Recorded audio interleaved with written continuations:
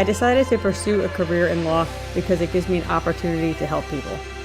When a client chooses us to represent them, they're entrusting us with a huge responsibility. It's our goal to exceed their expectations with our personalized service and to help them to achieve the best possible recovery to compensate them for their injuries. That's where we come in. We come in and we solve that problem for them and really set them on the right track in order to try and get back to what their life was like before the accident happened. For them. And really set them on the right track in order to try and get back to what their life was like before the accident happened. For them. Man, what's going on, folks? What is going on? So I had to hit the button again so we could redo the thing.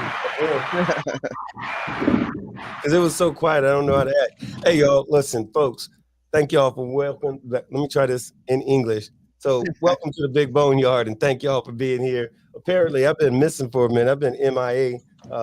Folks been telling me, man, where you been, man? Where you been, man? Anyway, so here's where we are. We're back here at the Big Boneyard, and tonight is definitely going to be a great night because we're joined by some fantastic folks. So, of course, you got myself, the hostess with the mostest, doggone Big Bone 1%er, and as per always, Mr. Doggone Archbishop in the motherfucking house. It's been a minute since you've been doing it. Hey, brother. How's everybody doing? All right. That's what's up. I'll tell you what. We was talking about this a little while ago. When you asked that question, how's everybody doing? There's two kind of suspect individuals. I'm just teasing. No, hey, look, we got Tate from ABATE. Tate, for those of y'all don't know, very impressive young man. He is the president of the Lake County chapter of ABATE, the largest ABATE chapter in the entire state of Florida. But Tate, welcome to the show, man. Always a pleasure. Always a pleasure. And you know how they say that thing about saving the best for last? We was going to do that, but instead we got Black Dragon. But no, hey, real talk. For those of y'all, the man that does not need an introduction, but going to get one anyway. Black Dragon, sir, welcome to the Big Boneyard, and thank you for being here.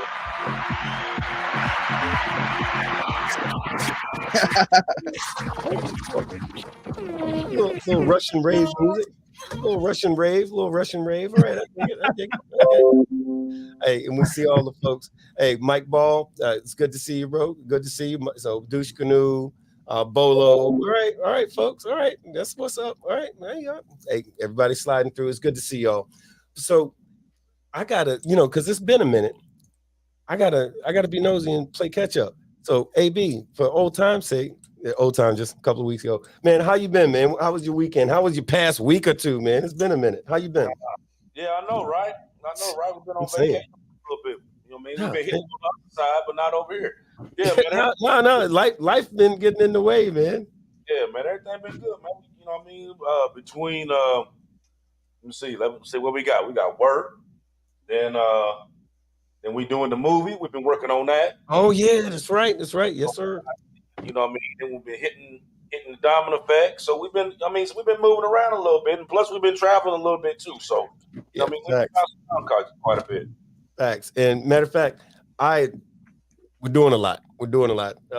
That thing my daughter be talking about, what's that thing she says? Dad, you're just doing too much. I'm like, why don't you go get a job? Well, she got a job, but But no, man, but yeah, that movie, that's very exciting. We're in a movie called Riding Dirty, and it's pretty exciting, man. I got my what do they call it? I'm the TD, the technical director. I'm doing a doggone damn Black Dragon kind of a thing. I mean, this movie, it's not going to be Biker Boys. It's going to be an exciting movie, but it don't have the Biker Boys budget. Let's just say it like that. But I'm doing like the Black Dragon Light, Black Dragon Light. That was DreamWorks Light. DreamWorks Light, yeah. So you're like Diet Dragon. Yeah. But you ain't quite Dragon. Black Dragon didn't have no budget either. So I threw in that "Get Skinny." See, that's like a little tagline. Y'all didn't catch that. But man, how you been, Black Dragon? No, for real, man. How you been? Man, God is definitely been good to me. I've been so blessed to be able to do everything I wanted to do. I just got finished with the first of its kind ever written in the world, the Social Club's Bible. Yeah. Revival of the social club, the women's social clubs movement, lifting as we climb. Now, this book I wrote to be able to explain to any female in a women's social club. So on the Black Biker set, there's a thing called social clubs that aren't really, you won't find them on any other sets really. And they are clubs of nothing but women who wear colors and have presidents and vice presidents and sergeant at arms, and they move almost like we move in MCs, and they are really like I would call them support antennas of the MCs. They pair up with a male motorcycle club, and they support us in everything we do. They do all kinds of charity work and all these kinds of things, but they are part and parcel to the motorcycle club set because they are nestled in among us. They have to get approved. They have to be sanctioned and get blessings and different. They're handled a little bit differently in different parts of the United States, but they are part and parcel in the African-American culture of biking in motorcycle clubs. Many of them, when they come onto the set, they have no idea about MC protocol, social club protocol, or any of that. So I wrote this book to address that. First of all, to teach them the history of social clubs. Black women's social clubs started during the slave days to help to effect the social construct. They had anti-lynching campaigns, anti-slavery campaigns. They had suffrage, which was women's rights. They were against alcoholism, against alcohol. All this stuff that they did, that a lot of folks that join social clubs today have no idea of this enormous history. Wait a minute. Let me jump in. Did you just say, because I'm one of them, thought I knew everything. Are you saying that social clubs started during slavery days? Social clubs started during slavery days. Brother, that's wow. All right. Here's you some pictures. For those of y'all that can't read, it has pictures. Wow. Here's you some pictures of social clubs from the 1800s, from the I don't know if the 1700s, but this one's 1900, 1915, 1835, 1858. Yeah. Women's social clubs started back in the slave days. Wow. You might not know this, but Harriet Tubman, Mother Moses herself, was a social club woman. Oh, damn. Yeah. So these women set up these amazing networks to do everything from help free slaves to take blankets to starving and freezing slave children, feeding programs. They even had education programs where they taught women how to use the serving table and manage the shifaroo. You remember when your grandmother, everybody's grandmother had I think they were called shifaroos back in my day, those china cabinets with all the nice. Yeah. Oh, yeah. So they if you knew how to manage that china cabinet, you could actually serve in the big house rather than serving out in the field. So you could up your station in life. And believe it or not, a lot of these women in the beginning, these were wealthy women, Black women who were not slaves, that were wealthy and living in the upper class, remembering, not necessarily remembering, but not failing to, not overlooking their sisters that weren't doing so well. Like, not everybody was a slave. There were some rich Black women that were doing well, and they put together these programs to take care of women who weren't doing well. So, no, I was going to say, I know about what do you call it, Eastern Stars and stuff like that. So in my head, I figured something like that. I mean, as far as the history of it, I never delved into it until, that's my so we didn't talk about the Masonic clubs at all in this book. What we talked about was the social clubs of the day that came from the churches They came from those wealthy women, as I was telling you about. They came from and then gradually it got down to more to where the women were not as wealthy. They weren't much better off than the women that were the slaves. And they sometimes would risk their own freedom to go help these women out, to help and listen, man, the first black press, Ida B. Wells was one of the first ladies out there that you might hear of. All of these incredible women, Margaret Murray Washington, all these were social club women. And so my point was to show social club women that way before there was a motorcycle set social club, social clubs were out there they were called women's clubs. Women's clubs. They were out there, and they started first. They hit America as a movement in what was known as the Progressive Era. And this is an idea that came over from Europe, that in order for everybody to do well as a country, you had to get rid of slavery. You had to get rid of capitalism. You had to get rid of this idea that you had to empower unions and stuff like this. This was known as the progressive movement. And you had all of these women's social clubs, especially huge white women's social clubs that came in. Black women thought they would be included in this because, of all the things they espoused it. And then the white women's social clubs got involved. And that's when black women had to break out and do their own social clubs, because then race became a factor. Was that during the suffrage movement? This was before the suffrage movement, but they were part of the suffrage movement. They were part of the school boards movement. They were part of what was the alcohol stuff? Prohibition. They were part of Prohibition. It's just amazing what these sisters were doing. And my point in the book was, if you didn't know about that, it would be very easy for you to get into a motorcycle club and let somebody call you a groupie, and let somebody treat you in such a way. And let a motorcycle club make you think something like you guys weren't never allowed to start up or anything like that before motorcycle clubs came. And social clubs have been out there doing the same things today that they were doing back then. Giving clothes and toys and things to children, feeding folks, warming folks, clothing folks, housing folks, part of moving in politics. These ladies, they had printing presses and stuff that were burned down, because every time a black man was getting or a black man or woman was getting lynched, they would write about it in these papers. It was crazy.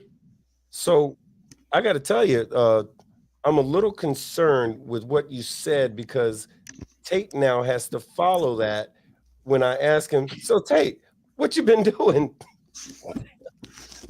Not nearly as much as all y'all. What the hell? Wow.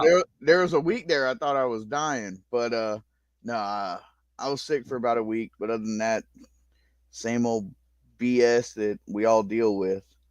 I mean, we just hit Milvet's annual this weekend, getting ready to ride to Tallahassee second week of February. Meetings after meetings after meetings after meetings after meetings. I think I'm in more meetings than CEOs of some of these $1 million companies. Yeah, well, you're also a better person than most of them mofos. I damn sure don't get their paycheck. That's for sure. I hear you.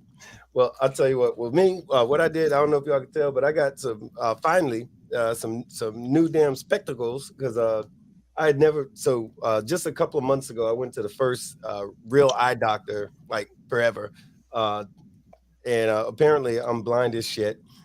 Which they have the official what do you call it? The official diagnosis of what I am is blind as shit. That's what they actually wrote in the VA paperwork. It says blind as shit. So I got some glasses. They got these bad boys in the mail, and I had no idea how blind the fuck I was until I put these shits on. I'm like, damn, is this how stuff is supposed to look ordinarily? It blew my damn mind. Let's see how long you actually wear them for. Yeah, I've been trying to, you got to get used to them and that whole thing. But yeah, it takes a little bit getting used to. But still been doing the damn thing. And But yeah, we got some cool stuff coming up. We've been working on that movie, the COC, the ABATE, just a lot of different stuff. But it's all been good stuff, man. And which really has a lot to do with tonight's show, because I know all of us in our different facets, we're really involved with all of this MC stuff in the MC community. Which you know what? Let me jump in there with both feet right quick and tell you. So if y'all didn't notice the description of the tonight's show, I'm gonna go ahead and read this thing like I be doing all the time. But so here's what it says. It goes, do you still get that? Do you still feel that rush of pride and excitement every time you put on your club colors? You put on your rags, put on your vest. Does it still feel that way? So yeah, me too. Because I still do. But this is probably because your MC's been around for a time, and you're hoping it's going to be around for many years to come. So how do you stay relevant to your set and to the community at large? It's like, how do you make sure that your club's legacy lives on? And one way to do that is by making more friends than enemies. Sometimes seems a little hard, but making more friends than enemies. So tonight, we're going to talk a little bit about just how to do that. We're going to find out a few ways to do that, probably with a couple of things that you might not have really associated with that. Like, how do you keep your club relevant and a strong legacy and going on for on and on and on and on? And everybody here tonight actually has something to contribute to this conversation where it actually applies to them in a big way.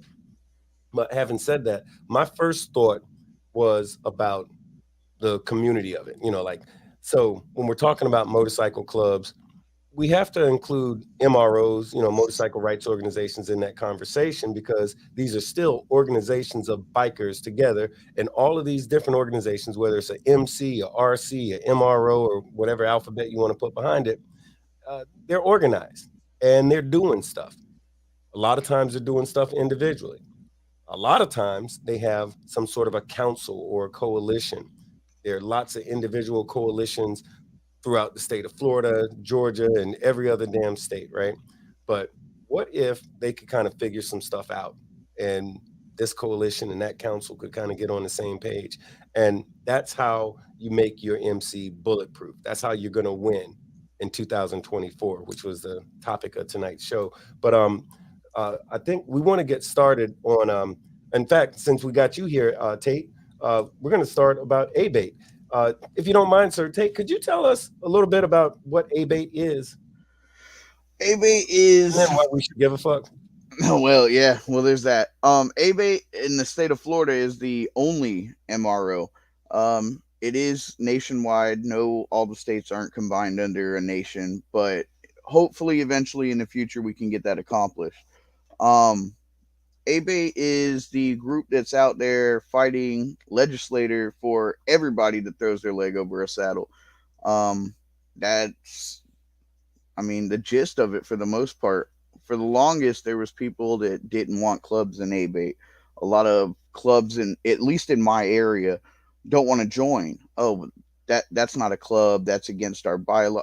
It shouldn't be, in my opinion, it shouldn't be against anybody's bylaws, because we're the ones out there fighting for the rights of all of us, whether you're a club, an MRO, a riding group, any of that. We're the ones that are feet on the ground in Tallahassee, as far as Florida goes, feet on the ground in Tallahassee. What does that mean, though? Feet on the ground in Tallahassee. What does that mean? If you're in Colorado, what does that mean? We are in our state capital once a year, talking to our legislators, lobbying for different laws. For the longest, Florida had a helmet law that said everybody had to wear a helmet. We went through and we fought that to make it to where, as long as you are over the age of 18 and you own your motorcycle, as long as you have financial responsibility, you are allowed to ride without a helmet. We also lobbied for the texting and driving law, which still is not, most cops don't enforce it, but at least it's on the books and we can try to push to get it stricter. But you're not allowed to have any cell phones, computers, anything like that in your hands while you're going down the road. Reason being, 10 seconds, 2 seconds with your eyes off the road, one of us are hit and killed. The law we're pushing for this year is a stricter penalties law. A lot of people don't realize in the state of Florida, as long as you are not intoxicated, you hit and kill a motorcyclist, $166 fine. However, if I hit and kill you in my truck and you're in a vehicle, it's vehicular manslaughter, regardless of if I'm intoxicated or not. So we're pushing for stiffer penalties for that. But that's what we do. I mean, everybody, in my opinion, should support their local ABATE chapter, no matter what state they're in, because they're the foot soldiers that are fighting for your rights, for the freedom of the road, to be able to live our lifestyle, to be able to ride. A lot of states do want you to wear a helmet, but if you had a strong ABATE movement, they could fight that. Well, I'll share one thing, because I'm a, full disclosure, I'm a member and an officer in a ABATE chapter here in Florida. And one thing that I love about ABATE from way back when is one, of course, the helmet law and a number of other things. They had all kinds of laws that kept popping up over the past 20 years. Like if you take off too fast from a red light, even if you don't break the speed limit, you'd get a ticket for excessive acceleration, and that was a $250 ticket. And if your front wheel or your back wheel left the pavement in excess of 2 inches, that was considered a wheelie, and that was a 250. The first fine was 250, then it was 500, then it was 1,000, and 25. Then it was your license. Then you take your license. And the thing is that a cop could say, yeah, I saw it, whether it happened or not. But long story short, these are the sort of laws that ABATE got abolished. They got those things thrown out. The other thing was about, I guess, 11 or 12 years ago now, ABATE got a bunch of money. Well, at the time, it was considered a bunch of money for motorcycle safety and awareness. And they actually used that money in a lot of creative ways to let people become aware of motorcyclists on the road and, basically to stop killing us and stuff. And it was the first time in the history of the state of Florida that that motorcycle deaths and injuries plummeted. They went down, and they stayed down the entire time that ABATE had and managed that money. And then, of course, DMV, DMV found out about it. They got the money every year since, up until here recently. They got the money every year since, and they threw that money in the general fund and didn't do a thing for bikers at all. Now they figured pizza parties are more important. Oh yeah, pizza parties or just paying extra staff, whatever. And the thing is about that, them throwing that money in the general fund, it didn't do anything for bikers. And of course, the statistics went up, not in our favor. It was pretty bad. But finally, last year ABATE was able to get a new deal where when you pay your registration for your motorcycle in Florida, well, what is it, $2 of that? It used to be about $2.50. Yeah, so now it's $2.50. Every time you pay your registration on your motorcycle, $2.50 of that goes towards motorcycle safety and awareness. And ABATE, along with 2 other organizations, were able to get some of that money. And now, hopefully, we're going to do the right thing with the money, and hopefully we'll get the same exact result. But that's the kind of stuff that ABATE is doing. They've got people who are fighting for the rights of motorcyclists, even when you don't know about it. So Tate, we're glad you're here. We're glad you're doing what you're doing, and we're going to come back to you in just a little bit. Not a problem. So ABATE's one of those organizations. If you're a club member and you're thinking, I can't join ABATE and be in my club, yeah, you can, because it's an MRO, it's a social organization. And the other thing is this: you join ABATE, you get $4,000 worth of AD&D, accidental death insurance. It's $20 for the whole year, which is in the state of Florida. Yeah, in the state of Florida, it's $20 for the whole year. So that's not a whole lot of money at all. So that's a pretty cool thing. So we're going to come back and talk about ABATE here in just a little bit. Next thing is the COC as it relates to motorcycle clubs. Every state in the United States, or well, damn near. I've actually got a list of all the states. Yeah, go ahead, BD.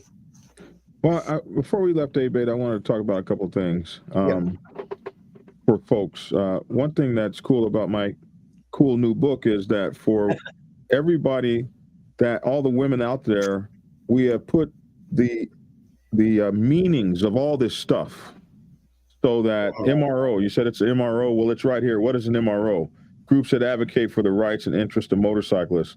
They work to protect the rights of riders, promote motorcycle safety, and influence legislation and policies that affect motorcycling.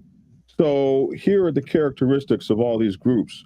And one of the things that I wanted to talk about is something I didn't really quite understand. What is the actual definition of ABATE? So originally, years back when it started in California by Lou Kimsey, it was a Brotherhood Against Totalitarian Enactments. More recently, we've moved to a more politically correct acronym because we're going towards the whole safety idea. It's American Bikers Aiming Towards Education. I got it all. Okay. That's really cool because, you know, you say ABATE and all that, but people don't know what it means and what it stands for. And how does an MRO help you? What is it that an MRO does? People say MRO, but it's a motorcycle rights organization. And what you guys do is fight for our rights. And 100%. That's why people should join, because you guys fight for our rights. You do it through legislation, through PACs, through litigation. You're there at the forefront of everything. And there are other organizations that he told me he was going to talk about tonight, but it's important that folks know what ABATE is and why would you want to join ABATE and your own club? Why would you want to be in both? And that's because every stupid thing or license or anything, and this has been going on since the 20s when the American Motorcyclists Association came into being. It's been going on since the 1924 or when motorcycles started becoming a thing, and they started doing things like making motorcycles have license plates and fining motorcycles. There's been motorcycle only checkpoints and stuff like that. Yeah. Oh yeah. Since the 20s. Yeah. We've dealt with that in Florida a lot. I mean, that's a fight. Oh, yeah. So that's what you guys are every for. 2 years. So in keeping with how do we make our motorcycle clubs stronger? How do we make our motorcycle clubs bulletproof in 2024, which is the context of this show, bringing that all around is one of the things that you want to be able to do is strengthen our laws. And by doing that, these organizations that we call MROs, these MRO organizations, we have to support you guys, you MRO organizations, with our money, with our time, with our volunteerism, and at the very least, $20 a year. If enough of us put that in, we have a strong PAC, a strong organization, a strong legislative branch that is fighting for the rights of us. And I yield my time to the gentleman. Thank you, Miss Maxine Waters. I'm reclaiming my time. Hey, reclaiming my time. Hey, Soldier from Hard Knocks just asked, how does one become a member of ABATE? And Soldier, get at me. I will get you squared away. I got an app with your name on it, and I'll have one for everybody in your club. A lot of the clubs, at least in this area, a lot of the clubs join as a club. Yep. And no kidding, what a lot of the clubs will do is they'll make the beneficiary, because you get insurance with that $20, you get insurance.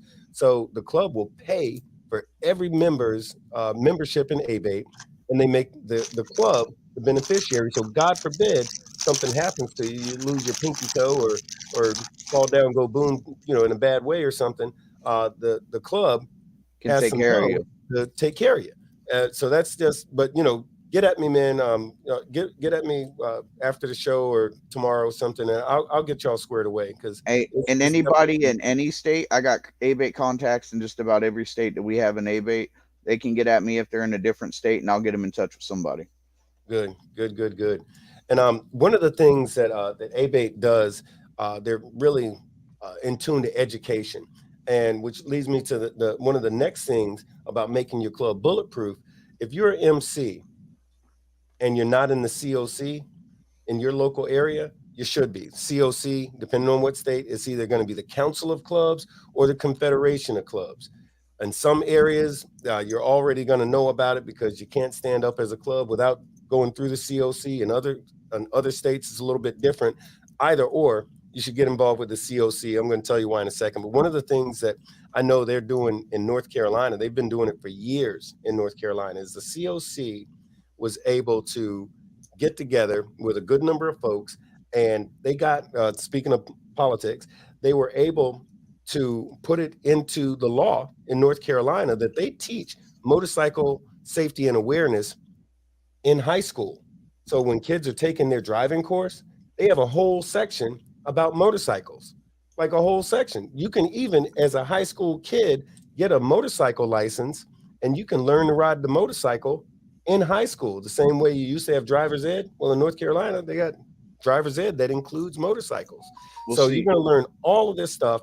And if you look at on a per capita basis, since North Carolina has been doing that, their frequency of motorcycle accidents and so forth is one of the lowest in the United States. But they're teaching these kids about this stuff way early. You know, like our kids in some of these states, we're playing punch buggy, punch you in the arm because they saw a Volkswagen. In North Carolina, boom, that's a Harley, bitch. You know, they got a different thing going on. You know, North Carolina is moving different, but that's because the COC. Text Gabby, tell her I'm online. Yeah, but in the COC in North Carolina and other states are doing really good things. But the COC, here's a few reasons as to why you want. Now, the COC is not an MRO; it's a council of clubs. Typically, you know, you don't always see your diamond clubs, you know, the dominant clubs doing a whole lot of, you know, interaction with other folks on some of the local councils. But where you do see them is you see them in the COC, because that's where they go. That's where they get together. The first COCs was, in fact, all dominant clubs many, many years ago. We're talking all those clubs that you didn't seen on some documentary on Gangland or something. No connection. I'm just saying they got a documentary or two. But to give you an idea, so with the COC, first of all, there's lawyers. If you know a biker who's ever gotten in any kind of anything where they needed a lawyer, guess what? In the COC has lawyers. They even have a group called AIM. AIM is a group of attorneys who specialize in anything related to bikers. It doesn't matter whether it's criminal, traffic, civil. If it's a biker that's involved, they have an AIM network of attorneys throughout the United States. You can call one phone number, boom, and they're going to put you in touch with your local expert on that subject in your area. And a lot of times they're going to pay for it. There's lobbyists involved, politicians involved. The National Sport Bike Association is involved. Christian Unity nationally is involved. They even have an AIM Flyers program. BD, do you know about the Flyer program? So what that is this. If you're a motorcycle club and you're in the COC, you know, a lot of times you get ready to have an event, party or something like that. And what do? You make flyers, you hand them out, right? So those things cost money. If you're a club and you're an AIM and you're getting ready to have some sort of an event, well, the COC, or excuse me, the national version of the COC, NCOM, will give you $250. You don't have to pay it back. It's $250 to help your event because you're a member of a COC somewhere. And that's a lot of flyers. Yeah, that's a lot of flyers. Yeah. You know, a lot of times it's more than just, you know, they always say it's for flyers, but you could use it for any number of things related to helping to promote your event because your club is a member of the COC.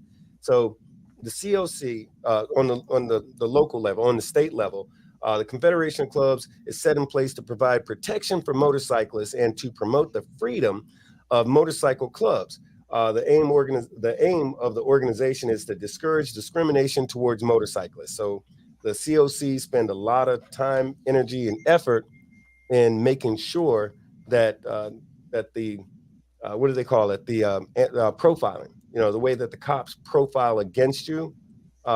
In some states, it's real bad. In Texas, it's really bad. Me and Archbishop talked about this 100 times. Like Texas, we talk about Australia and some of these other countries, but it's going on right here. And so the COC, big part of what they do is to squash that BS.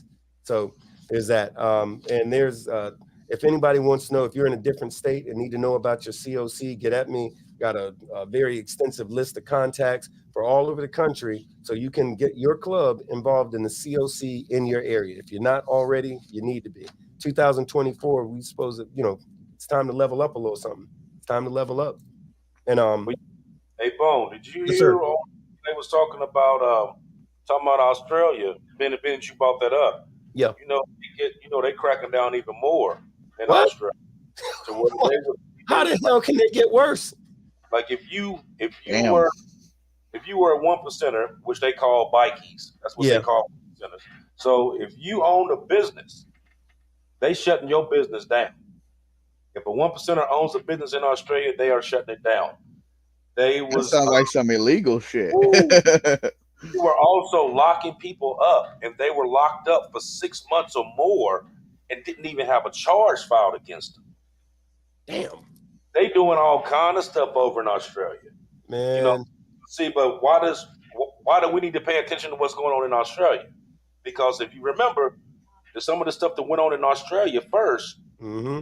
After then, it started in Canada. Yep. And Canada started getting strict about it. So then, once it gets where it's supposed to be up in Canada, everything kind of trickles down. Yep.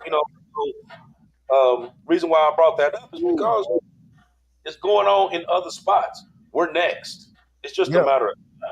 Oh yeah. Texas, and dude, look, that's one of them hitting it out of the park type joints because, and remember, you and I spoke about that almost all of last year. Now, they damn sure leveled up, taking your business. But here's the thing. And so for those of y'all that don't know, I'm telling you, me and Archbishop talked about this pretty much the entirety of last year. And we talked about Texas. And then what they're doing in Texas, of course, you can't even, if you got on your rags, your colors, and you're riding from point A to point B, they pull you over and you are carrying your legally licensed firearm. And the police know about it because they're going to ask you, and legally you're supposed to tell them if they ask you. And you say, well, yes, officer, I am carrying my legally licensed firearm in my tour pack or on my person, whatever it is. Guess what? You're going to jail. You're going to jail because that's a felony in Florida because there's no such thing in Texas, because in Texas, there's no such thing as a motorcycle club. There's motorcycle gangs, and then there's people that drive cars. That's it. That's bullshit. Yeah. So that they also, it's Texas. Something else that they're doing too, they added this on to the Patriot Act. And oh damn. You know how they've been getting people and they've been hitting them with all these ridiculous charges. Yeah. Right. Yeah. Getting them for being domestic terrorists and all that stuff. Yeah. So this is what they threw in to that, which a lot of people are not gonna know this. If you were in the military at any given point in time in your life, you can be charged as being a domestic terrorist. So wait, let me see. So if you're in the military and you're in a club, is that what you're saying? You're saying no. If you was ever in the military, right, and you get charged with anything dealing club related, you will get the charge of being a domestic terrorist. And the actual penalty, if you are convicted as a domestic terrorist, is life. What? Yeah. Well, thanks for serving your country, but fuck you. That's what that is. Yeah, let's go ahead and lock your ass up for the rest of your damn natural born days. You made it out. Now you're going to prison. Yep. Yeah. See, when they was telling me about it, I was thinking that it was like, okay, so if I was in the service and something happened, then this is what they're like, no. And I'm gonna tell you, this was a full bird colonel that told me this. Wow. If you get caught at any given time dealing with motorcycles, and you get arrested for that, and they get you for being a domestic terrorist, it doesn't matter. It doesn't matter whether you did 2 months in the military or 20 years. Man, Biker News Canada is saying that 3 or more laws passed in Canada. His whole club up there just got hit with it. It sucks. And Mike Ball just said, no, in Texas, you are required to report your gun in. That's what I said earlier. In Texas, you are if they ask, do you have a firearm, you have to tell them. Because now that's not in every state. That is in Texas. If they ask you, if they pull you over, they ask, do you have a firearm? You're supposed to tell them. Problem is, that's a huge catch-22, which the lawyers in Texas, like all of the ABATE and the COC lawyers are working overtime with this one since last year. Actually, since the pretty much the entirety of last year, trying to have these laws reconsidered, repealed, or something, because it's just incredibly unconstitutional. And remember, Texas is supposed to be a Second Amendment state. But with what you're talking about, Archbishop, oh, they're taking it to a whole entire other level. I mean, now they're going after American patriots that serve their country, threatening them with life. Man, it's all kind of stuff that's going on right now that's been slipping between the two cracks. Ain't nobody really been paying attention. You know what I mean? And you think, like you call it the 3 Ds: desertion, distinction, and division. So as long as they can do those 3 things right there and keep you distracted and in this direction, that everything slipping right beside you going on, and you have no idea that this stuff even taking place. You remember, Bone, when we was looking up when they were talking about that special police force over in Georgia and South Carolina? Yep. Nobody knew about that. Now they bought an article up about it, but how big was the article? The article was about this big. We brought it up one time. It was a snippet. You missed it. Yep. But they got that set up to where they have zero jurisdiction. They can run around and do whatever they want to do. And if they're investigating you or they pick you up and you go back and tell that they was the ones that picked you up, then you can't get legal representation. Wow. All kinds of stuff that was going on with that. And they had it to where the legislature did not have to divulge what they were doing. They could pick and choose what they had to tell you. They didn't have to tell you. So that's the Gestapo. That's the Gestapo. It's the Nazi secret police. But this goes back to what we're talking about as far as making your MC bulletproof, because if ever there was a time when you needed protection, and a lot of, if you're a civilian that, rides your bike every Thursday to work because, for whatever reason, that's one thing. And guess what? If somebody mistakes you, if you look too much, like if you one of them weekend warriors who went to Harley and got you some vest that looks like it's a Harley vest, but it looks like it's a 3-piece patch, guess what? You might catch a little heat. But for those of us that it's like a real thing, we're dealing with something else. And especially for those of us that got a good tan and a patch, oh, Lord. But it's another good reason to get involved with the COCs, because what the COCs do comparable to ABATE, the difference is that the COCs are lots of different clubs who we put, even the clubs that have issues with one another, you put your BS to the side so that we can work on making the communities better, but also making sure that we have protections in place so that we can ride our motorcycles, be free, and help the folks that we want to help and be left the hell alone. The COC, and it's all over the United States. It's not just here, it's all over the United States. But which leads me to the next thing. The COCs are organized in the sense that there's the national version, if you will, of the COC. There's one called the NCOC, the National Council of Clubs. That's exclusively for motorcycle clubs. Then there's NCOM, which is a national coalition of motorcyclists. And that's motorcycle clubs, as well as motorcycle organizations, MROs, like ABATE and the MRF, the Motorcycle Rights Foundation, and things like that. And these guys, they get together and, stand by 1 second. Hey, hello, and thank you for calling the Big Bone Yard. You got Big Bone 1%er, and I'm just saying this because I actually know who this is. Is that you, Black Dragon? Oh, stand by. I don't know why we're not hearing you. Hold on.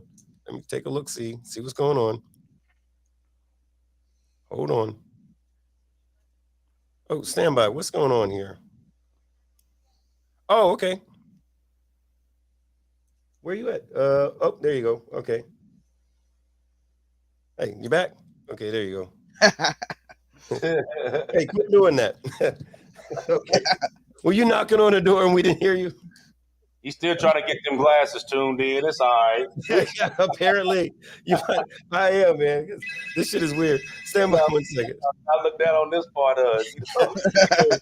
Thanks for calling the Big Bone Yard. Them trifocals. Big Bone 1%er. You got Tate, you got Archbishop, and you got Black Dragon. Who's on the line with us? Wait, stand by. Hold on. Wait, once again, what the hell? Bueller. I know, right? Hold on. Let's see what's going on here. Make sure your okay. Let's see if Wi-Fi is on, or your Bluetooth is on. Let's see. I see the little thing spinning. Let's see. Hey, you there, person? Yeah, I'm here. Okay, all right. Now we can hear you. All right, it stops. Can you? It's still spinning. All right.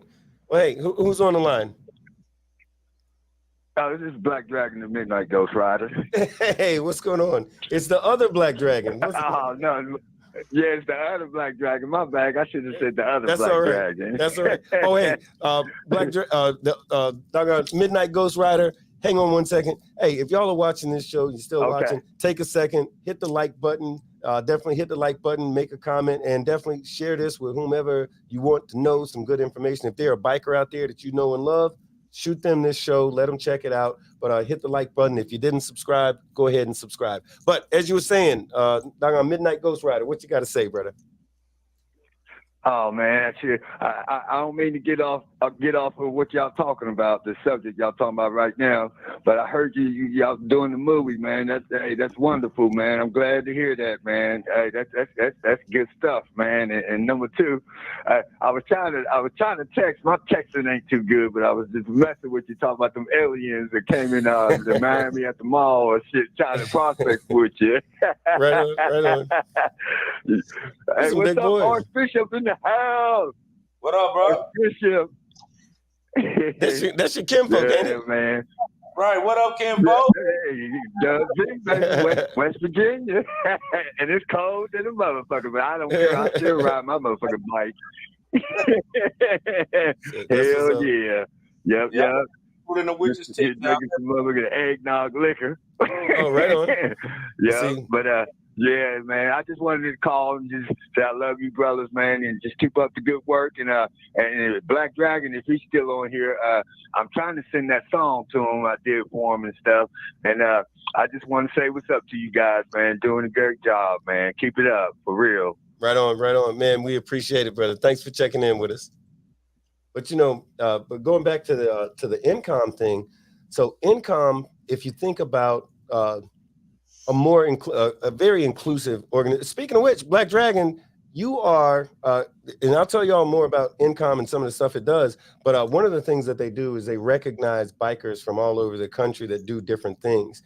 And Black Dragon, you are, I forget what year was that? Was that 2021? You're a Silver Spoke Award recipient. 2020, no? Yes. 2020. There you go. Congratulations, sir. I know it's about 4 years late, but or 3.5 years late. But yeah. So tell us about the Silver Spoke Award. Well, let me reach back here into the sky. Okay. We'll pull mine out. There we go. Yeah. Here we go. The NCOM Silver Spoke. I think I'm the first black guy to get this. Here. I'm pretty sure you are. So the NCOM 2020, I got this in a Silver Spoke Award in appreciation for improving the image of motorcycling in the category of entertainment. I got this in 2020 during the middle of the pandemic. I was just so, I went through so much, especially that year with the news channel and all that. And man, death threats, all kinds of stuff. So to be able to be recognized by all the big clubs out there, you got to tell them who's in NCOM and this kind of stuff they do.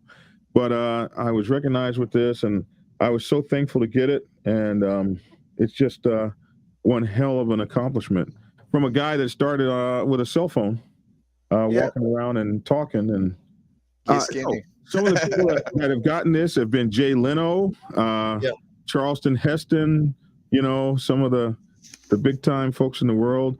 Hollywood got one from Insane Throttle in 2019, and I got mine in 2020. So a recognition of these channels, the YouTube channels, and our contributions and to the lifestyle and improving the image of motorcycling. So it was really cool.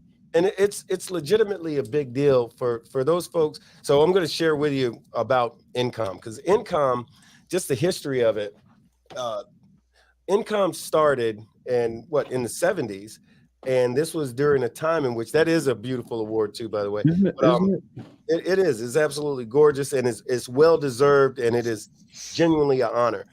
The NCOM started years ago when the big 8 motorcycle clubs had finally figured out that they were spending a lot of time, energy, and money trying to stay out of jail, then getting out of jail when they got in jail, and then paying lawyers while they were in jail or getting put in jail. And they were making, judges busy and lawyers rich and the police busy. And you can't ride your motorcycle when you're locked up. So these fellas put their BS to the side and said, hey, let's sit down and figure some stuff out. And it started with a number of the largest clubs in the country. There are still some of the largest clubs in the country. And they got together and said, hey, what, if anything, can we do to stop all of this harassment? What can we do to make our situation better? That's what started. That was the idea that started NCOM, and flash forward a number of years. So now NCOM has sponsors and a lot of folks that from all over the United States to get together. But I'll read a little thing here. This is about NCOM. It says, the National Coalition of Motorcyclists was born on January 27th,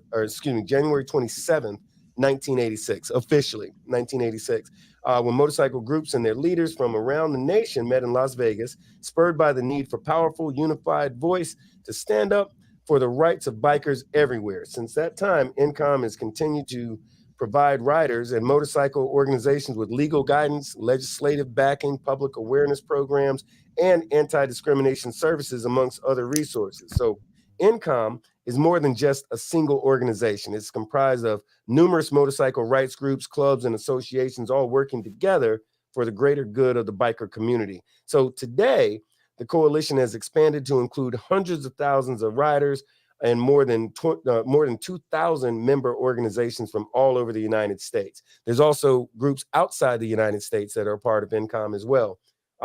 And at its core, NCOM is an association built and run by bikers for bikers. Its national council, designed to facilitate effective communication nationwide, is comprised of one member from each participating organization. Motorcycle rights leaders representing 11 regions make up its board of advisors, which I'm one of them. The group also contains a legislative task force that includes state legislators, advocates, and a U.S. senator. So unlike with other organizations, groups can join NCOM at no cost, gaining access to its tools and resources. NCOM does not impose membership fees or ask its members for funding. Instead, 100% of the organization's monetary backing is provided by the Aid to Injured Motorcyclist program and its associated network of motorcycle injury lawyers. Each AIM attorney gives a significant percentage of their legal fees from motorcycle accident cases to NCOM, ensuring that the coalition can continue in its work. So no matter what type of bike you ride or patch you wear, all motorcycle groups are encouraged to join the National Coalition of Motorcyclists. If your group would like more information on becoming a part of NCOM, get at me and I'll get you squared away. There's a convention in Kansas City in this year, Mother's Day weekend, where there's a big convention. So if your club is not a member of NCOM now, figure out how to become a member of NCOM before that convention so you can go there and network. When you go to these conventions, there's a lot of breakout sessions where people get together and teach you different stuff. Jerry T, our attorney, did a fantastic. He's also an award recipient with NCOM, but he does a RICO seminar all about how RICO affects motorcycle clubs and what to do to keep from getting hit with RICO charges and all that kind of thing. But there's all kinds of different classes, stuff that you want to know. Everything from how to be a better sergeant at arms, how legislative stuff that you need to know, and just regular riding from point A to point B type stuff. It's a lot of stuff there. That AIM program that I mentioned earlier. So yeah, if you're a motorcycle club, you're a member of the COC or NCOM, you're having an event, you're running a little short, or even if you're not, guess what? They're going to give you some money to help you with your event. And they call it the flyer program, but if you need flyers, great. If you need some other stuff, that's fine too. But they are there to help your organization, your club. So that's what's going on with NCOM. So and they have that yearly meeting. Tell them about that yearly. Yearly meeting. NCOM. I kind of alluded to it a little bit. So the next one is in Kansas City and Mother's Day weekend. But that meeting is a every year thing. And it's sort of like if you're some black folks and you've been to the Proc, think about the Proc for everybody that's not at this. Think about the Proc for all the clubs that's not at the Proc. That's what that is. See, how you say it? I made it all PC. So it's a lot of white folks, but it's a lot of other folks too, right? Right. It really is. But what happens there is you're gonna there's dinners, there's meetings, there's always bikers. So it's always going to be a lot of education, stuff that you need to know. A lot of times, stuff that you didn't even know you needed to know. You're going to hear from politicians. You're going to hear from bikers in very high standing in their respective clubs. You're going to see a shit ton of 1%ers there, and guess what? Everybody's cool because they ain't there for the smoke. You know, they're there for the business. You're going to see all the 1%er clubs. Yeah, all those clubs that you heard about on TV that you never seen in real life. Go to NCOM. They're going to be there. You know, everybody except for Sons of Anarchy. They never come for some reason. I don't know why. The Mayans either. They don't want to show up. The Mayans are racist, so that's why the Mayans don't come. But you're going to see all of those other ones, all the different colors that we talk about. You're going to see them at NCOM. More importantly, you're going to have an opportunity to network, which is a big part of what happens at NCOM. In fact, speaking of which, I alluded to it a little earlier, the Proc. The Proc started off as, matter of fact, I wrote up a thing. Where is that thing?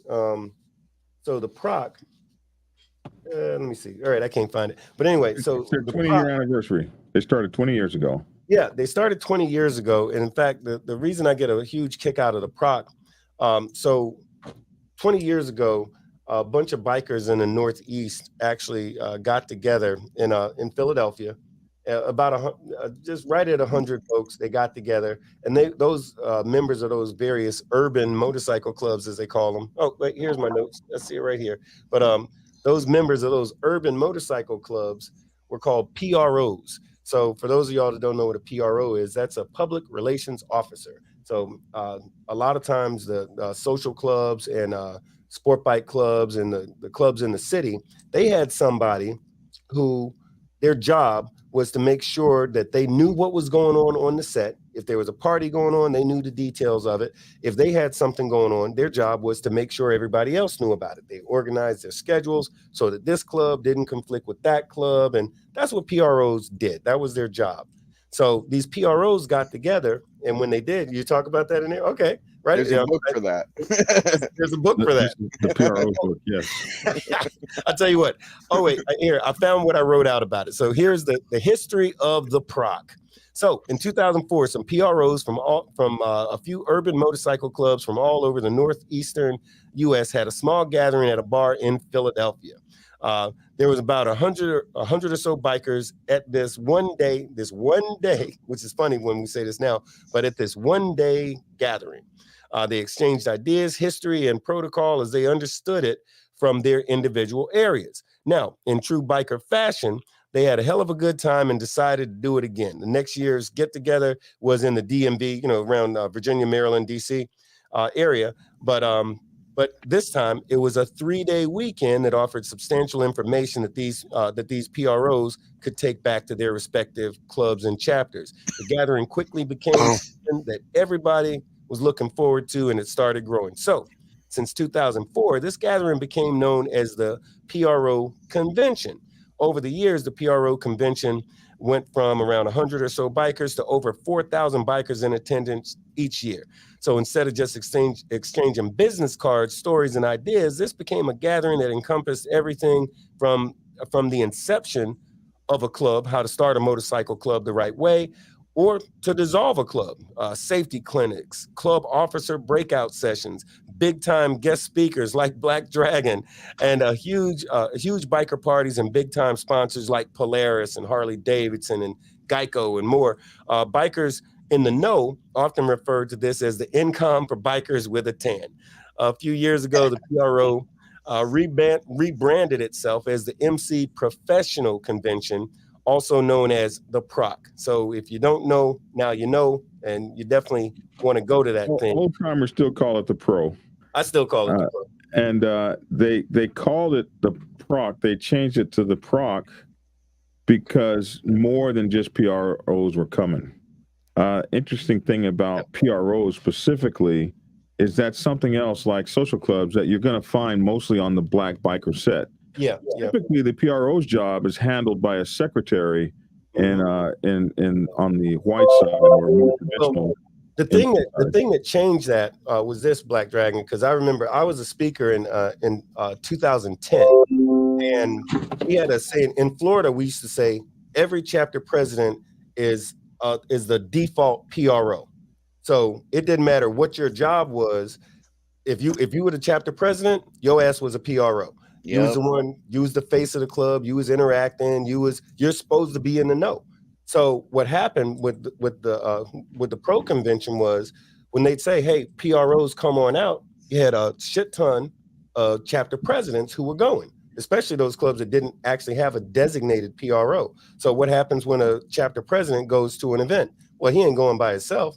So a lot of times his whole damn chapter might be 15, might be 20, might be 3 or 4, but his whole chapter is going with him. President's going out of town to Kansas or to Atlanta or friggin' Kentucky, wherever he's going.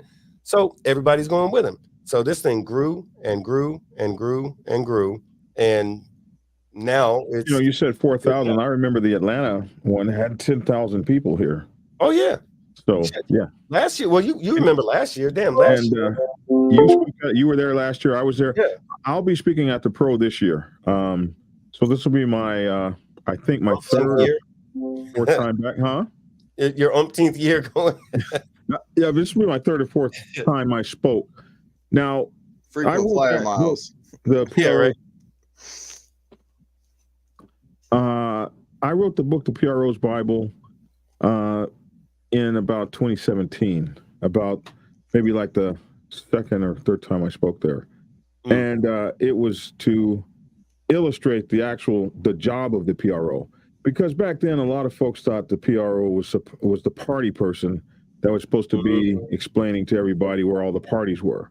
Yep. And so I had to find out, what this guy should actually, or gal should actually be doing as a person who managed the publics of the motorcycle club, right? Managed the whole public relations of the MC. So we talked about everything about how to do press releases and pressers and media junkets. We talked about all of that in that book. And the thing I want to point out about the PROs specifically is that the PRO is what gave Black Dragon his national launch as a national speaker. Because it was there. That was the first national audience I had. And they don't let me forget about it. And from there, Black Dragon Biker TV exploded, which it was called Black Dragon National President then. But it exploded because of the exposure that I got there. So I'm always very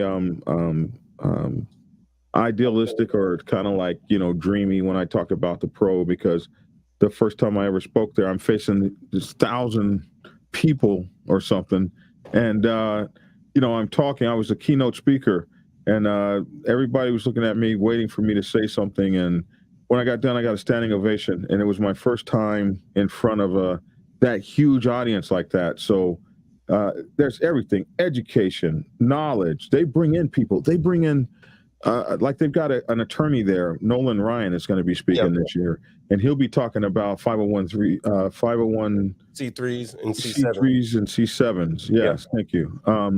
And all about how to, we're talking about your motorcycle club winning in 2024. He's going to tell you how to set up your motorcycle club to win by how the different kind of ways you can set up your nonprofit and the advantages of each, and just all this information. Oh man, I think you pay like $65 or something for it. Now it's 3 days long, is it? Thursday, it's Friday, Saturday. If you're attending, it's Friday, Saturday with the Sunday morning wrap up type of stuff. If you're speaking or some of that stuff, then it's a legit 3 days, because you're doing stuff that first day, like Thursday night, Saturday's the biggest day. But here's the thing: if you've not been to the Pro, make it your business to go.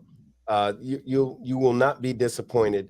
Not to mention, if your club is not involved with the Pro, because the pro is different than NCOM in the sense that you don't have to be a member. Whereas with the pro, you can just show up. You can just show up, and it'll be worth your time and your effort. I'll tell you what, the crowd is different.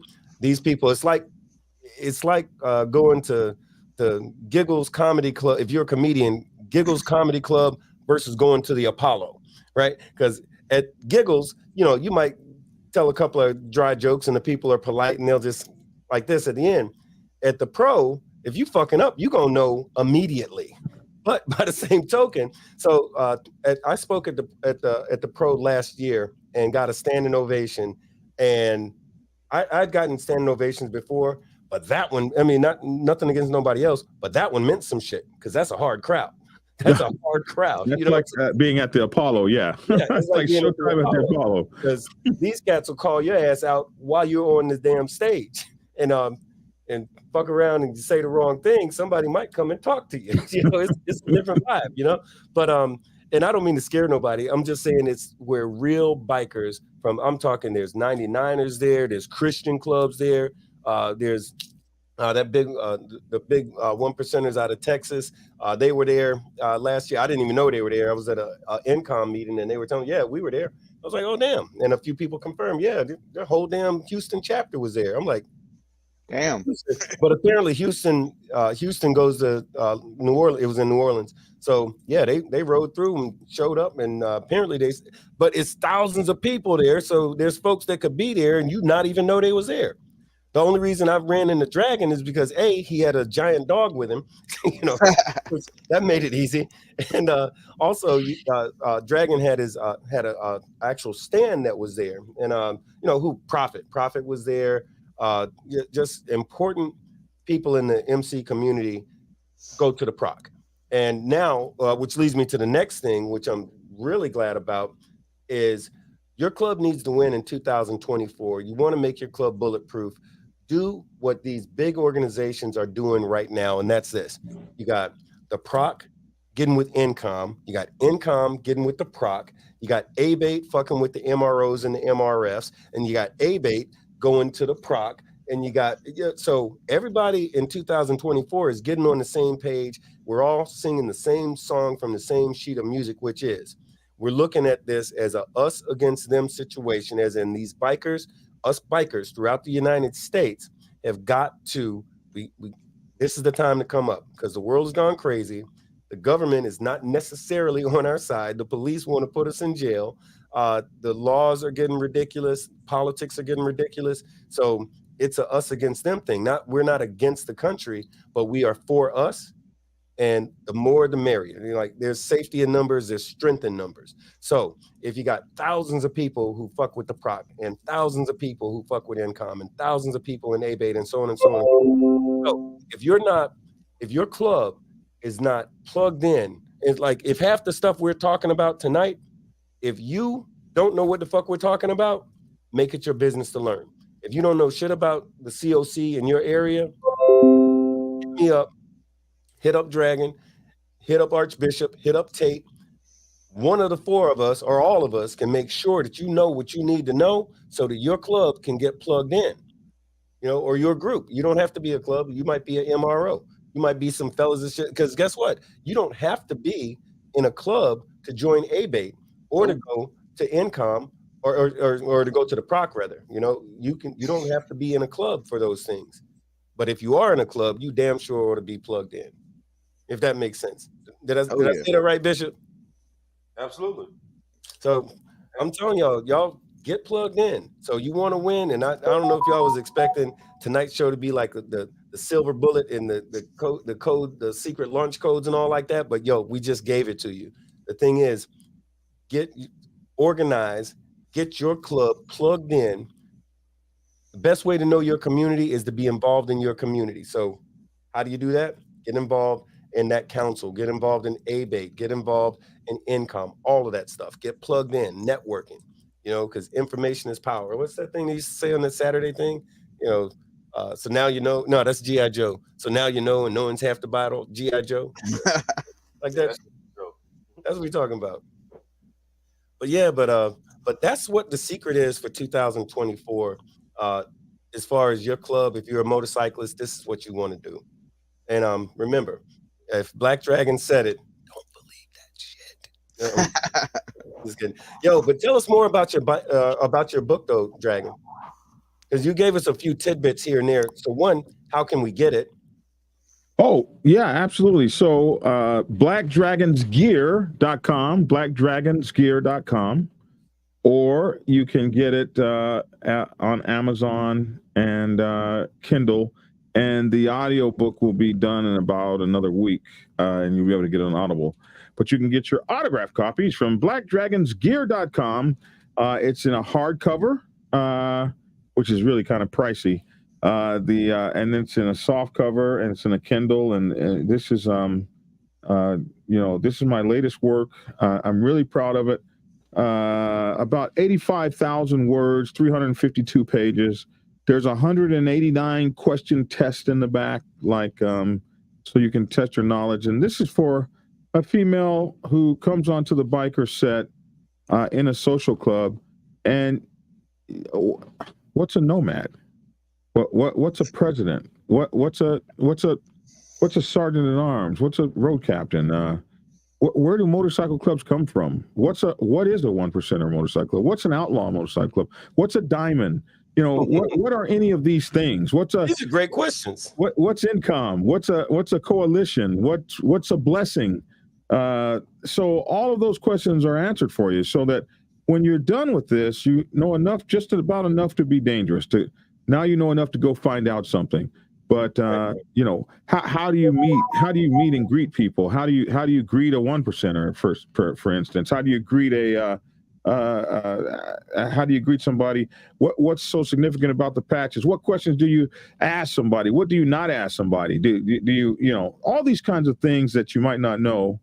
And then it talks about so you get a good history of motorcycle clubs. I even talk about where the motorcycle came from. And these are motorcycle clubs. We're wrapped around motorcycles.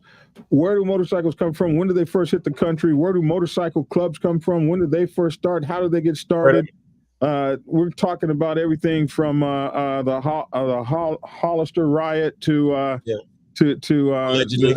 the club wars of the 70s and 80s and everything. So it's this is going to give a person that doesn't have much knowledge, or a person that has been in it a while but doesn't know a lot of things. Like a lot of folks will know what some of the terms mean. They don't know where they came from, and they don't know why they're around. There's some things about MC protocol you may or may not know. Then we talk about social protocol, and then of course, as I said in the beginning, we talk about the entire history of the social club movements. Sojourner Truth, Mother Moses, all of these ladies were actually in social clubs that did all of the things that we see these social clubs doing today. And that's why they're very important in our community and in our motorcycle communities. You have to know where you came from. You got to know the history of what you're doing to know where you should be going and what direction to be going. And we talk about everything from the brother club that you may have to, some of these clubs, the social clubs in some of these areas have to have a brother club before they can get on the set. So we talk about brother clubs. We talk about being support clubs, social clubs, support clubs, all this stuff, all covered in here, man. Right on. All right. Well, man, I'll tell you what, that's good stuff. So y'all reach out to Black Dragon, and let me make sure I said it properly. It is blackdragonsgear.com, or Black Dragons, like plural, right? blackdragonsgear.com. So you can get the book from that site, correct? Yes. Okay. Yeah. All right. blackdragonsgear.com. All right. Outstanding. So definitely. And Amazon and Kindle. Yeah. Okay. And you have the audio as well as the hardback. The audio will be out in about a week. I'm still working on the audio, but it's really cool.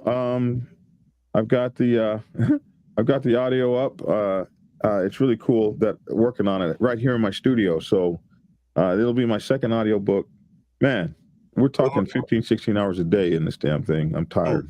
My hardback is just, all mine needs is a signature, like an autograph. I'll pick that up for him. Yeah, I'll have that for you at the Hey, these will be on sale at the Proc. So if you're at the Proc, bring your money because these will be on sale. I have these. I just got them delivered a couple of days ago. So I will have a booth at the Proc, and I will be selling books, all of my books, Prospects Bible, President's Bible, Public Relations Officer's Bible, Sergeant at Arms Bible. They'll all be available. And here the new PRO Bible. I mean, the new Social Clubs Bible. All available for you. Well, I want to talk about the book that I wrote, which is in my head, and I had a number 2 pencil, and then some things happened. But yeah, so you know what? I'm not going to talk about my book because it's fictitious. We need to get together and write it. No, for real though. You know what? That is a thing. You've been telling me that for 3 years, and no, longer than that. Yeah, about 3-4 years you've been telling me that, and I think ultimately I need to do it. Anybody out there that wants to write a book, and you're in the biker set or whatever, I'll publish it for you. I'm looking for all writers. We will publish that book, and listen. Everybody's got something to share. Archbishop has a book in him.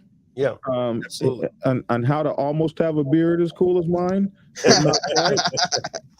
You're gonna have to get a few more years on you, bro. I see what you're trying to do here. But everybody's got a book in them, and it's going to. I want to publish all biker books, especially any biker books that bring education or experience or positivity onto the set, man. I'm on my 8th now, so I'm ready. I'll publish your book, and we'll make it happen, man. Right on. Well, I'll tell you what, that's definitely, and I'm not teasing, I'm going to get at you about that book, like soon. And the thing is, I've actually been working on one. All right. Yeah. I got about 20, 25 pages in right now. There you go. That's what's up. Hey, if you come to me, I will give you the formula to write, and I send you text messages and stuff, and put you on the program. But really, putting a book out is just a matter of how many words am I going to write every day. For me, I write about between like 5,000 and 10,000 words a day when I'm gonna stick a book out.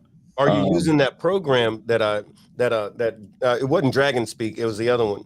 Are you using that program I gave you? No, I use if I'm gonna speak. Now, luckily for me, I type somewhere north of like 240 words a minute. Okay. But sometimes I get tired. I can speak as fast as I can think. I can type as fast as I can think, or as most people can speak. Okay. But when I get tired, I use Word, Microsoft Word. That's the one I told you about. That's okay. The one. That's the one I use. Yeah. I use Word.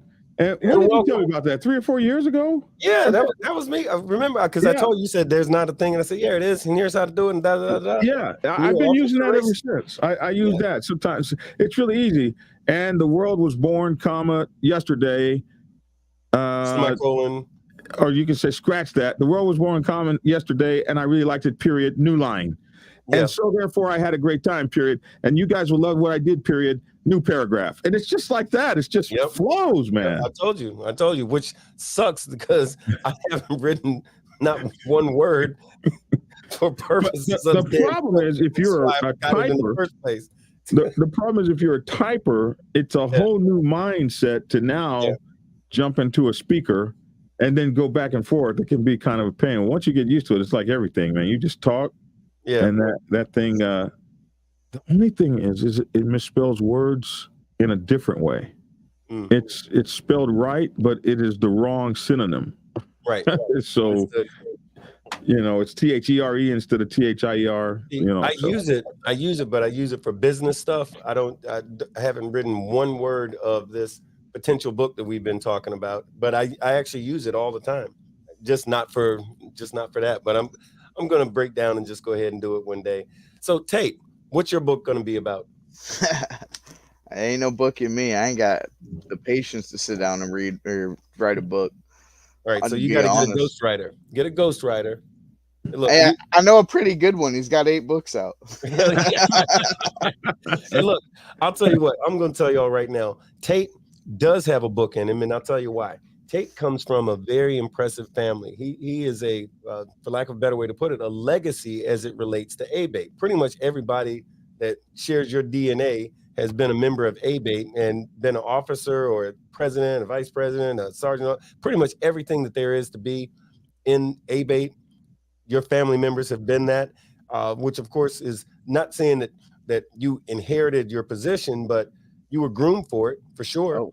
And you were groomed for it. You're the youngest president of ABATE that in the state of Florida, I know, possibly in the country, and just so happens to be the largest damn chapter in the state of friggin' Florida. And you've been doing that for quite a long time. There's no way that you don't have a story to tell. Because just if I didn't know anything else about you and I just knew that, I'd want to know more. And I think the wanting to know more part is what's necessary to sell a book. Not necessarily to write it, but that's a definite key element in having a book be marketable. So yeah, I think there's a book there. There's definitely a book there. I might sit down one day. Yeah. Who was laughing? Who was laughing? Ouch. Oh, Lord. That was the wife. That's the wife said. I think did I hear your wife say, "Get the fuck out of here"? Is that what she just said? Pretty much. Okay. Ouch. All right. I'd have to be home long enough to do that. I hear you. Well, hey, look. So one more thing. So Archbishop, as y'all may know, Archbishop has kicked off in a fantastic way the Diamond Effect, and it's an excellent show.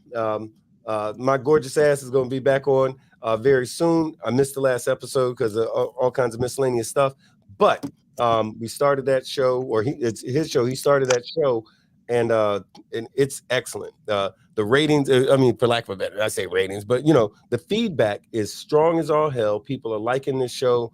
If you haven't seen it, if you haven't checked out the Diamond Effect, take some time out of your life and do that. Let me shut up for a minute. AB, tell us about the Diamond Effect. Well, first let me say before I get into that, since Black Dragon was selling shit, I'm gonna let y'all know I'm selling incense and edges. Incense and edges will be at the Proc selling incense and edges. So if you need incense or your shit ain't right, come holler. Anyway, That's what's up. Right on. Anyway, on some serious shit though. Yes, we've been on the Diamond Effect. Yes, it's been. I'm actually amazed how quick it's growing. We've been putting out some good stuff. You know, me, Big Bone, my boy Mike Ball. We've been really putting out some good stuff here. I've been trying to. The focus on that show is to put out stuff that mainstream media is not going to tell you about. And a lot of this stuff, if you watch the show, then you realize a lot of the stuff that we're putting out there, like you had no idea that this was even going on, you know. And it's a lot of stuff that you need to know, not just because, you know, us as a motorcycle community, you know, we all stick together as, you know, in certain aspects, but this is something that goes beyond the motorcycle set. It goes beyond the political scene. It goes beyond the color boundaries. This is us as a people, and a lot of stuff that we putting out there is focused on that. This week on Wednesday, we're gonna be. I'm gonna have Anthony from King Tone's Army. This month, January, is Human Trafficking Awareness Month. And we're gonna have him on there. He's one of them guys that's out there holding the line. You know, his group, they go and they bust in hotel rooms and all kind of stuff, getting these kids out of there that's been abducted and, you know, been out trafficking. And, you know,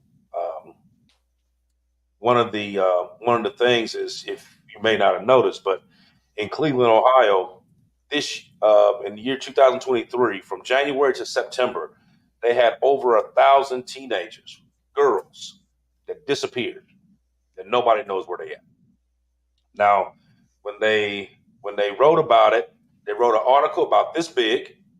They talked about it for one day, and the police said, well, you know, it may not be over 1,000 because, you know, a couple of them ran away a couple other times, and we had to make reports on them a couple other times. But most of these kids that's disappearing are Black, Latino, and indigenous. And you do have Caucasian girls that's been abducted, but they're in the black neighborhoods, in the poor neighborhoods in Cleveland, so they don't give a shit.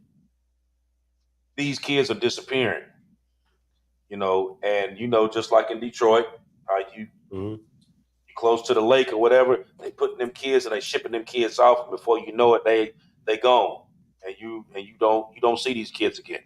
Yep. I was gonna say, when we did a 2-part show. You remember last year on the Big Boneyard, we did this 2-part show about human trafficking, and one of the things that we learned was that a lot of the people that are human trafficked, first of all, they're not all foreigners. That's a misconception. These are our own kids, and women and boys that are getting trafficked. And if it's a port city, if there's a port, if there's some water near where you are, chances are there's trafficking going on.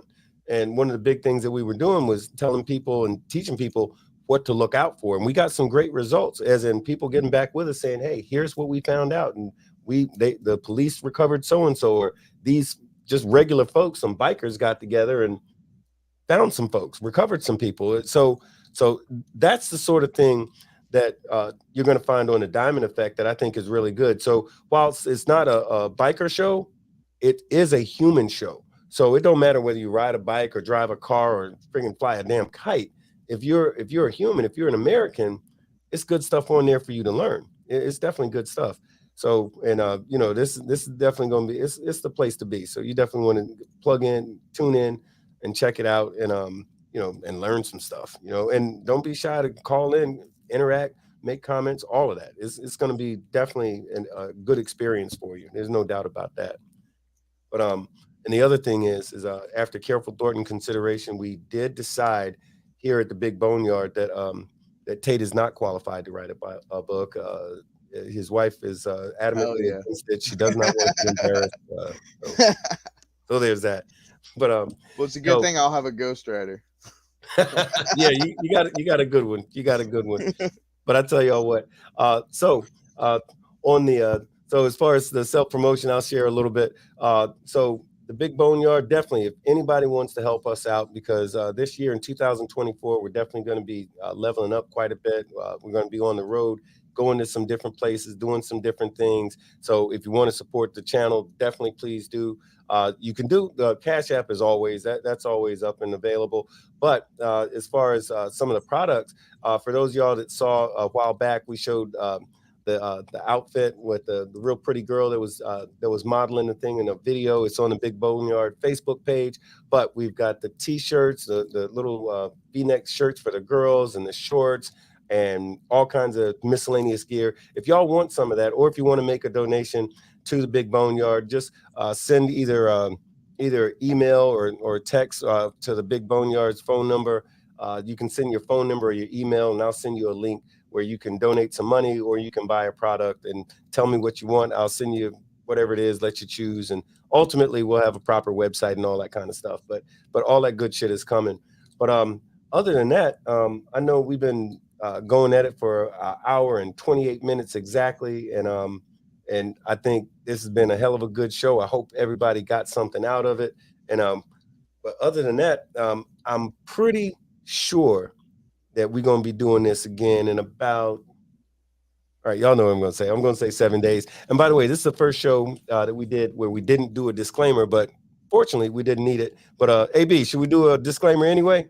Nah, hell, yeah, we already missed it. But yo, I thought about that. Tate told me, hey man, you missed the disclaimer. But fortunately, we didn't talk about anything that was. Catch it, they missed it. Yeah, right. Yo, but I tell y'all what, if anybody wants any information about NCOM, about ABATE, about the COC, definitely reach out, get at me. I got you, because your organization should definitely be a part of one of those organizations, because that's the way you're going to win in 2024. So I want to take a minute and say, Tate, brother, thank you for being here. Black Dragon, as always, it's always a pleasure. We appreciate you taking time out of your very busy schedule to fuck around with us over here at the Big Boneyard. AB, you's the bestest. I don't care what Todd J just said. All right, I made that up. Todd J didn't say nothing bad. I'm trying to start some shit. Other than that, we're going to see y'all back in about 7 days. And thank y'all very much for joining us here on the Big Boneyard. Y'all have a great night. I decided to pursue a career in law because it gives me an opportunity to help people. When a client chooses us to represent them, they're entrusting us with a huge responsibility. It's our goal to exceed their expectations with our personalized service and to help them to achieve the best possible recovery to compensate them for their injuries. That's where we come in. We come in and we solve that problem for them and really set them on the right track in order to try and get back to what their life was like before the accident happened.